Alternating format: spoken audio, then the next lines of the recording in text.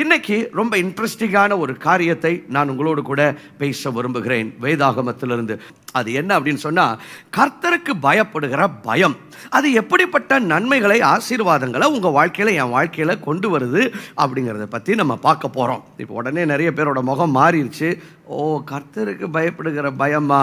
இது நீங்க ஒருவேளை சிலருக்கு இது பிடிக்காத டாபிக்கா இருக்கலாம். இங்க பாருங்க, நிறைய நேரத்தில் ஆண்டவரே எனக்கு ஆயுசு நாட்களை கூட்டி கொடுங்க, எனக்கு நல்ல ஆயுசு நாட்களை தாங்க, எனக்கு சுக வாழ்வை தாங்க, என்னை குறையில்லாமல் நடத்துங்க, என்னை பாதுகாத்து கொள்ளுங்க, நல்ல ஐஸ்வர்யத்தை தாங்க. இப்படி பல காரியங்களுக்கு கேட்டிருக்கிறீங்களே. இன்னைக்கு நான் ஒன்று சொல்கிறேன், கேட்டுக்கோங்க. நீங்கள் அப்படிப்பட்ட பல காரியங்களை கேட்டு ஜெபம் பண்ணீங்களே, ஆக்சுவலாக நீங்கள் ஜெபிக்க வேண்டியதெல்லாம் ஒன்று தான், ஒரே ரிக்வெஸ்ட் தான்.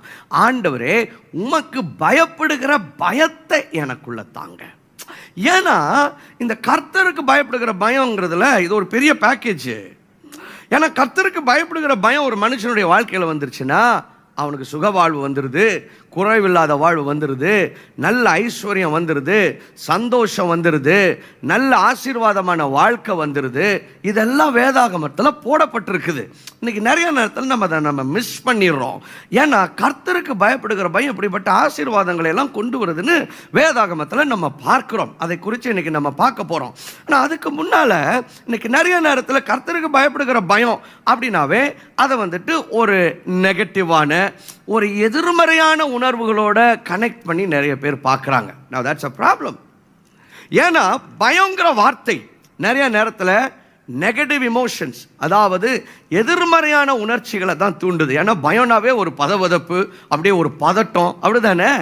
ஆனால் வேதாகமத்தில் கர்த்தருக்கு பயப்படுகிற பயம் அப்படிங்கிறது பதட்டத்தையும் பதவதப்பையும் அவ்வளோதான் முடிஞ்சிருவான், அவர் கண்ணை குத்திடுவார். இங்கே பாருங்க, கர்த்தருக்கு பயப்படுகிற பயம்னா அவ்வளோதான், சாமி அடிச்சிரும், கண்ணை குத்திடுவார், என் சோழியை முடிச்சிருவார், அவ்வளோதான். அது இல்லை. வேதாகமத்தில் கர்த்தருக்கு பயப்படுகிற பயம்னா அவர் மேலே நம்ம வச்சிருக்கிற கனம். அவர் ராஜாதி ராஜாங்க, அவர் இந்த அண்ட சராசரத்தையும் படைச்சவருங்க. ஓ, அவர் மகிமை நிறைந்தவர், அவர் பிரமிக்கத்தக்கவர். அவருக்கு முன்பாக வரும் பொழுது அவர் மேல நான் வைத்திருக்கிற கனம்.